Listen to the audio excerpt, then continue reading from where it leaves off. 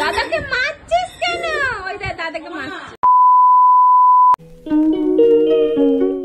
ওর খাওয়া দাওয়া হয়ে যাওয়ার পর আমি বসে পড়লাম খেতে।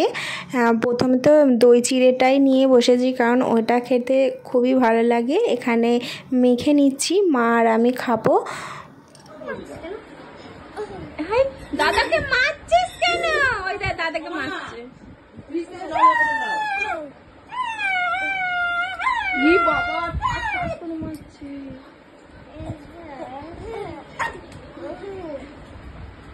মারছো তুমি? দাদাইকে মেয়েছো?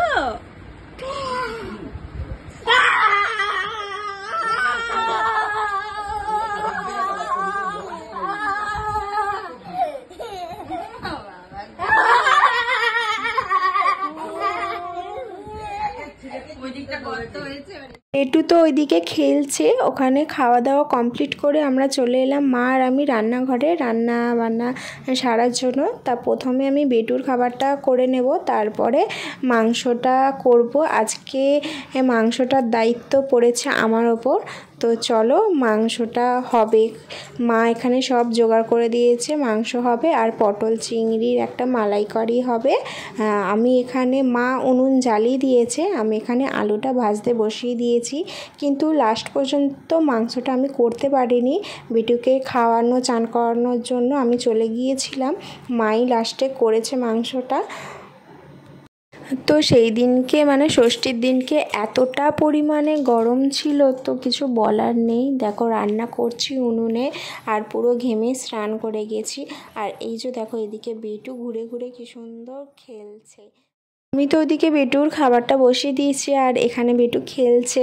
ওর পেছন পেছনে আমি ঘুরছি, কোথাও পড়ে না যায় তার জন্য। যেহেতু আমাদের এখানে উঠোনটা একটু এবড়ো খেবড়ো আছে, তার জন্য। বলো কি হয়েছে? কি হয়েছে? এই দেখ ঘুম পেয়েছে। কোচি ওই ভাতের ছবিগুলো দেখা না কিন্তু ওই ষষ্ঠী জামাই ষষ্ঠী ছবিগুলো দেখা না, স্ট্যাটাস দে। ব্লগ করেছে, ভিডিও সব। একটা ছবি তুলি। টুকি দাপা টুকি দাপা দাপা। হ্যাঁ, এই তো দেখো রান্না বান্না এখানে কমপ্লিট হয়ে গেছে। মা তো কিছু কিছু রান্না আগেই করে রেখেছিল, শুধু মাংসটা আর পটল চিংড়ির মালাইকারিটা লাস্টে হলো। তারপরে এই যে দেখো মা এখানে খাবার বাড়তে বসে পড়েছে। মা বলল তোমাদের দাদাভাইকে ডেকে দেওয়ার জন্য। তো চলো তোমাদের দাদাভাইকে ডেকে দিই, ও খেয়ে নিক। ঘরের ভিতরে গিয়ে দেখলাম এসিতে বসে বেটু তো সেই একইভাবে টুকি টুকি খেলেই যাচ্ছে। খুব মজা এসিতে বসে।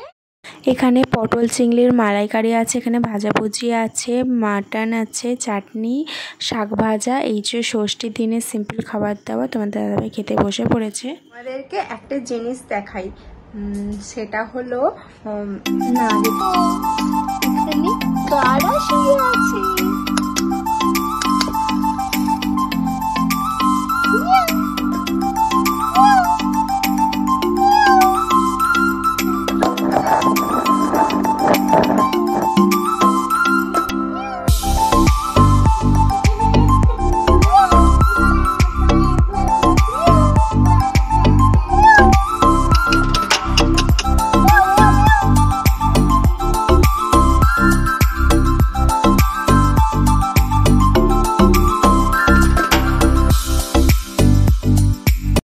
তারপরে বিকেলবেলা সবাই মিলে বসে পড়েছিলাম লিচু খেতে।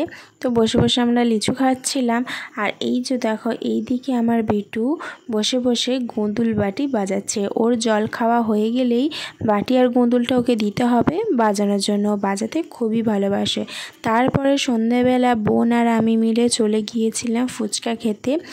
আর আমরা নিয়েছিলাম দই ফুচকা। এখানে আমাদের দই ফুচকাটা রেডি করা হচ্ছে।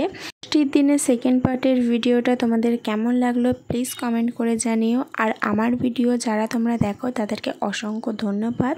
আর আমার চ্যানেলটা যারা যারা এখনও সাবস্ক্রাইব করোনি তারা প্লিজ সাবস্ক্রাইব করে নিও। আজকের ভিডিওটা এতটাই রাখলাম। তো চলো সবাই ভালো থেকো, সুস্থ থাকো। চলো টাটা।